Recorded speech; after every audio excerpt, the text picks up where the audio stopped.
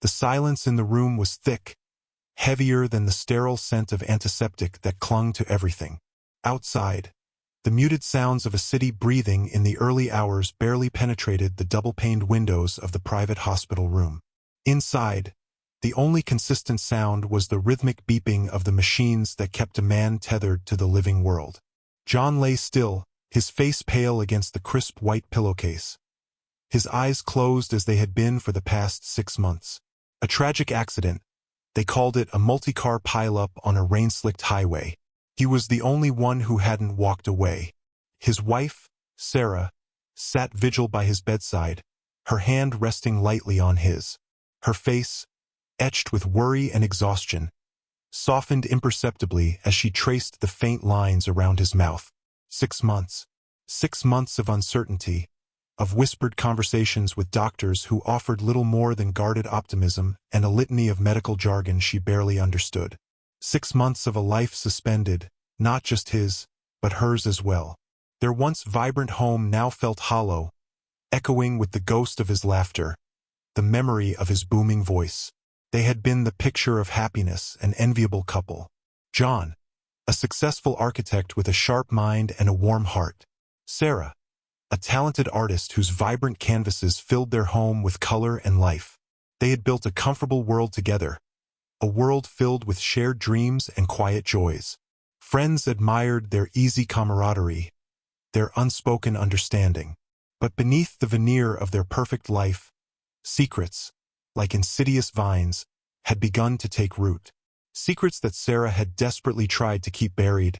Secrets that she prayed would remain hidden forever in the darkness of John's unconscious mind.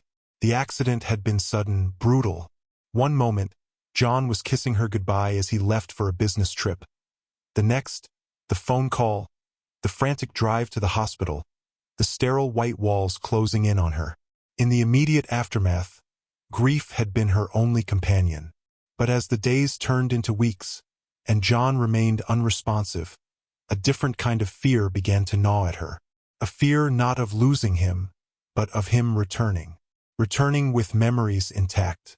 Memories she had worked so hard to erase, to bury under layers of carefully constructed lies. Their marriage hadn't always been the idyllic picture they presented to the world. There had been cracks, fissures hidden beneath the surface.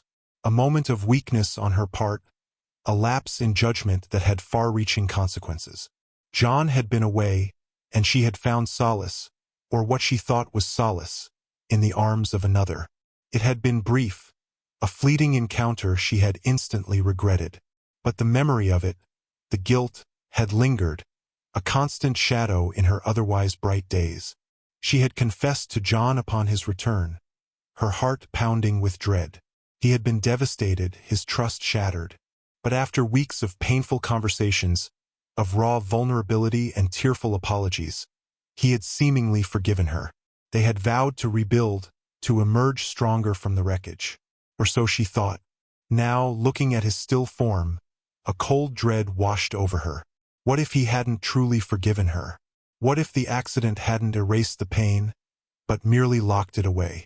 What if, in the silent darkness of his coma, his mind had been replaying those hurtful moments, the betrayal, the lies? The thought sent a shiver down her spine. She squeezed his hand, her touch feather-light. "John," she whispered, her voice barely audible. "Please wake up. Please be okay." Unbeknownst to Sarah, deep within the labyrinth of John's mind, a storm was brewing. The accident hadn't erased his memories. It had, in a cruel twist of fate, amplified them. Every moment of his life, every conversation, every shared joy and hidden hurt, played out with startling clarity. He relived their first meeting, the clumsy first date, the day he proposed under a canopy of stars. He also relived the gut-wrenching moment Sarah confessed her infidelity, the raw agony of feeling his world crumble. But something else was there too, something he hadn't fully registered before the accident: fragments of conversations, fleeting glances, subtle inconsistencies in Sarah's stories, pieces of a puzzle he hadn't even realized existed. As the weeks in the coma stretched into months, these fragments began to coalesce, forming a disturbing picture. He remembered Sarah's unusually frequent late nights at her art studio, the hushed phone calls she'd abruptly end when he entered the room, the way she'd flinch when he touched her unexpectedly. Individually, these moments had seemed insignificant, easily dismissed. But now, viewed through the sharp lens of his heightened awareness, they painted a different story.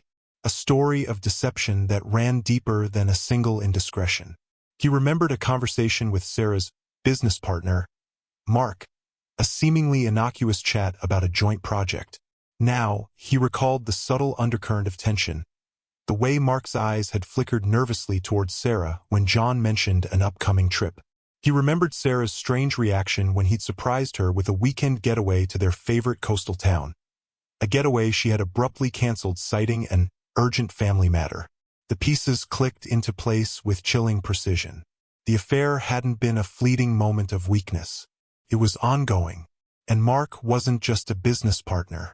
The realization hit him with the force of a physical blow, even in his comatose state. The pain was visceral, a burning rage mixed with a profound sense of betrayal.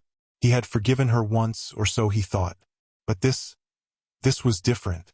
This was a calculated deception, a sustained betrayal that had been going on right under his nose. And then there were the financial discrepancies. John had always handled their investments, but recently, Sarah had taken a more active interest, asking questions he'd initially welcomed. Now, he remembered her insistence on restructuring their assets, her eagerness for him to sign certain documents. He recalled a vague unease he had felt at the time, a nagging feeling he couldn't quite place. Now, lying helpless in this hospital bed, the pieces of that puzzle also fell into place, revealing a cold, calculating motive behind her actions. He couldn't move, couldn't speak, couldn't open his eyes to confront her. But within the confines of his silent mind, a plan began to form. A plan as intricate and carefully constructed as the buildings he used to design. He would remember everything. Every lie, every deception, every carefully concealed act of betrayal. And when he finally returned to the world, he would use it all against them. They thought him lost, unaware. They thought they had gotten away with their secrets. They were wrong, terribly wrong. His stillness was a mask, his silence a weapon being forged in the fires of his remembered pain. Weeks turned into a slow, agonizing crawl.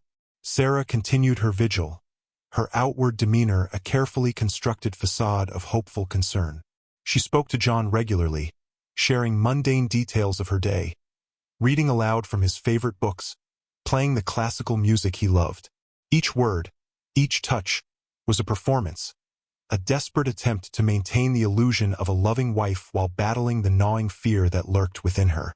She noticed subtle changes in his vital signs, fleeting twitches of his fingers, a slight furrowing of his brow.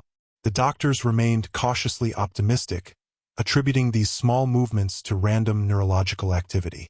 But Sarah saw something else, a flicker of something behind his still eyelids, a hint of awareness that sent shivers down her spine. Mark visited occasionally, his visits brief and uncomfortable. He would offer Sarah awkward words of support, his eyes darting nervously towards John's motionless form. There was an unspoken tension between them, a shared secret that hung heavy in the air. Sarah could feel his anxiety mirroring her own. They both knew that John's awakening would shatter their carefully constructed world. One afternoon, while Sarah was out of the room, attending a mandatory support group meeting she found increasingly pointless, John experienced a surge of clarity. It was as if a thick fog had momentarily lifted from his mind. He could feel his fingers twitch more deliberately, his eyelids fluttered, and for a fleeting moment, he could almost see the blurry outline of the ceiling above him. The effort was immense, and the clarity quickly faded, leaving him exhausted and disoriented. But it was enough. Enough to confirm that he was still there, that his mind was active, and that he was slowly, painstakingly regaining control. He focused all his energy on these small movements, willing his body to respond. Days later, during one of Sarah's visits, he managed a faint squeeze of her hand. Her reaction was immediate, a gasp of surprise followed by a rush of emotion. Tears welled in her eyes as she called for the nurse, her voice trembling with a mixture of relief and something else, something that looked suspiciously like fear. The doctors were astounded by his sudden improvement. Tests confirmed that his brain activity was increasing, and they began to cautiously talk about the possibility of him regaining consciousness. For Sarah, this news was a double-edged sword. Relief that John was finally emerging from the darkness was overshadowed by the growing terror of what he might remember. As John drifted in and out of consciousness, he began to hear snippets of conversations, hushed whispers between Sarah and the medical staff, sometimes even phone calls she thought he couldn't hear. These fragmented pieces of information only served to deepen his suspicions. He heard Sarah discussing his financial affairs with someone, her tone sharp and businesslike. He heard her mention a transfer and a deadline. He even heard her arguing with Mark over the phone, their voices low and strained, the conversation ending abruptly when a nurse entered the room. One day, a visitor arrived whom Sarah had not expected. It was Detective Miller, the lead investigator on John's accident. He explained that they were still trying to piece together the events of that night, and he had some follow-up questions for John, should he be able to answer them. Sarah's face paled visibly. She tried to deflect, explaining that John was still heavily sedated and unable to communicate. But Detective Miller was persistent. He left his card, asking Sarah to contact him as soon as John showed any signs of regaining full consciousness. Sarah's anxiety became palpable. She started spending less time at the hospital, her excuses vague and unconvincing. John could sense her withdrawal, the subtle shift in her demeanor. It only strengthened his resolve. He had to wake up. He had to find out the truth. His physical recovery was slow and arduous. He had lost a significant amount of weight, his muscles were weak, and he struggled with even the simplest movements. But his mind was sharp, his memory crystal clear. He remembered everything: the accident, Sarah's confession, and now, the chilling realization of her ongoing betrayal and potential financial manipulation. One afternoon, a physical therapist, a young woman named Emily, was helping him with some basic exercises. She was kind and patient, and John found himself trusting her. In a moment when they were alone, he managed to mouth a single word, "Sarah." Emily leaned in, her brow furrowed in concentration. He repeated the word, his voice a weak rasp. Emily nodded slowly. "Sarah," she repeated. Over the next few days, John slowly, painstakingly, began to communicate with Emily. He started with single words, then short phrases. He told her his name, and then, haltingly, he began to share fragments of his memories, the inconsistencies he had noticed, his growing suspicions about Sarah and Mark. Emily listened with quiet concern, her initial skepticism slowly giving way to a dawning sense of unease. John asked Emily to retrieve his phone from his personal belongings. Sarah had kept it locked in a drawer at home, claiming she didn't know the passcode. But John knew it. It was their anniversary date. Emily, after some hesitation, agreed. During Sarah's next brief visit, while she was distracted talking to a nurse, Emily discreetly slipped John his phone. It took him hours of painstaking effort, his fingers clumsy and weak, but he finally managed to turn it on. He scrolled through his messages, his emails, his call logs, and there it was. A series of deleted messages between Sarah and Mark, recovered through a data recovery app Emily had secretly installed. Messages filled with veiled language, clandestine meetings, and increasingly desperate discussions about the plan and the money. The pieces of the puzzle clicked into place with brutal clarity. The accident, it hadn't been an accident. There were emails detailing Sarah's inquiries about his life insurance policy, discussions about the timing of the accident, and even coded references to tampering with his car. The full weight of their betrayal crashed down on him, a suffocating wave of disbelief and rage. They hadn't just betrayed him, they had tried to kill him. Lying in that sterile hospital bed, John felt a cold fury unlike anything he had ever experienced. They thought they had silenced him forever. They thought they had gotten away with it. But he was awake now. He remembered everything, and he would make them pay. John knew he had to be careful. He couldn't let Sarah or Mark suspect that he remembered anything, let alone the full extent of their treachery. He continued to play the role of the slowly recovering amnesiac, his interactions with Sarah carefully measured, his questions seemingly innocent. He focused on regaining his strength, working diligently with Emily during his physical therapy sessions, all the while secretly gathering information and formulating his plan. He learned that Sarah had indeed been making significant changes to their finances in the months leading up to the accident. Large sums of money had been quietly transferred to offshore accounts that John had no knowledge of. He also discovered that Sarah had recently increased his life insurance policy, with herself as the sole beneficiary. The pieces of their sinister plot were falling into place with horrifying clarity. Detective Miller returned for another visit. This time, John was able to speak, albeit weakly. He recounted his last memories before the accident, carefully omitting any mention of his suspicions about Sarah and Mark. He described the rainy conditions, the sudden impact, the blinding pain. Detective Miller listened attentively, his expression thoughtful. He asked John if he remembered anything unusual in the days or weeks leading up to the crash, any strange encounters or unsettling conversations. John hesitated for a moment, then shook his head slowly, feigning confusion. He wasn't ready to reveal his hand yet. As John grew stronger, Sarah's visits became more frequent, her demeanor a strange mix of forced cheerfulness and barely concealed anxiety. She would shower him with attention, her touch feeling cold and unfamiliar. He could see the fear in her eyes, the constant vigilance as she tried to gauge how much he remembered. He played along, feigning confusion about familiar faces and places, asking vague questions about their life together. One evening, Mark came to visit. It was the first time John had seen him since waking up. Mark's forced smile didn't reach his eyes, which darted nervously around the room. He offered John insincere words of encouragement, his voice strained. John simply stared at him, his gaze unwavering. Mark shifted uncomfortably under his intense scrutiny, his visit mercifully brief.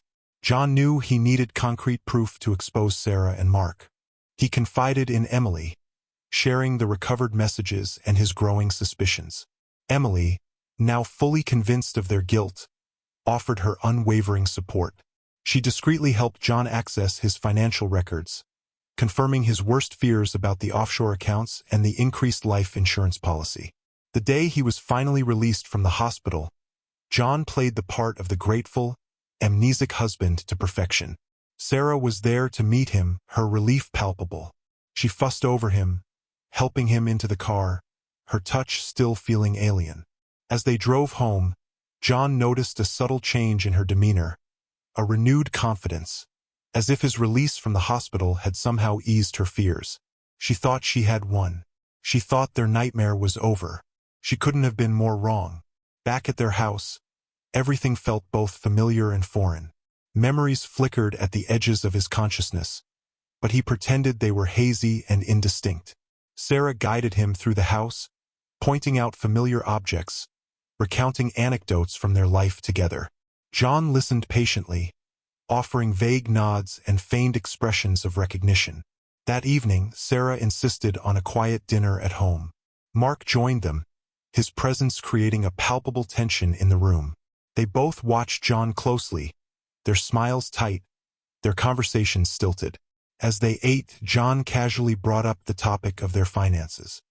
He feigned confusion about some recent transactions he had vaguely remembered. Sarah's reaction was immediate. She became flustered, offering vague and contradictory explanations. Mark remained silent, his eyes fixed on John. Suddenly, John stopped eating. He looked directly at Sarah, his eyes clear and piercing. "I remember," he said, his voice calm but firm. Sarah's fork clattered against her plate, her face draining of color. Mark's hand tightened into a fist beneath the table. John continued, his voice gaining strength. "I remember the late nights, the hushed phone calls, the lies. I remember the messages, Sarah. Every single one." He turned to Mark. "And I remember our conversation about the joint project, Mark. The one that involved ending my life for a hefty insurance payout." The silence in the room was deafening. Sarah's carefully constructed facade crumbled, her face contorted with fear and disbelief. Mark's eyes darted around the room, searching for an escape. John stood up, his legs still weak but his resolve unwavering. "I know everything," he repeated, his voice echoing in the stunned silence. "The affair, the conspiracy, the attempted murder." He reached into his pocket and pulled out his phone, placing it on the table. On the screen were the recovered messages between Sarah and Mark, along with copies of the financial documents and the details of his life insurance policy. Sarah lunged across the table, trying to grab the phone, but John was faster. He stepped back, his eyes filled with a cold fury. "It's over, Sarah," he said, his voice devoid of emotion. "The game is over." Just then, the doorbell rang. It was Detective Miller, accompanied by 2 uniformed officers. John had contacted him earlier that day, telling him that his memory had returned and that he had crucial information about the accident. The look on Sarah and Mark's faces as the police officers entered the room was one of utter devastation. Their carefully crafted world had come crashing down around them, their secrets exposed, their lies shattered. The man they thought they had silenced forever was standing before them, his memory their undoing. The chilling truth had finally been revealed. The aftermath was swift and decisive. Sarah and Mark were arrested and charged with conspiracy to commit murder and related financial crimes. The evidence John had gathered, along with the recovered messages and financial records, proved to be irrefutable. The ensuing legal battle was protracted and messy, filled with shocking testimonies and the unraveling of the carefully constructed lies Sarah and Mark had woven. The details of their betrayal were splashed across the local news, painting a grim picture of greed and deceit. The community, which had once admired John and Sarah's seemingly perfect life, was left reeling from the revelations. Friends and acquaintances struggled to reconcile the image they had of the couple with the dark reality that had been exposed. For John, the process of healing was long and arduous. He had not only been betrayed by the 2 people he had once trusted most, but had also faced his own mortality. The physical wounds from the accident slowly healed, but the emotional scars ran deep. He found solace in the support of Emily, who would become a steadfast friend throughout his recovery. Her quiet strength and unwavering belief in him helped him navigate the difficult days that followed. The legal proceedings dragged on for months, each court appearance forcing John to relive the trauma of his near-death experience and the shocking betrayal.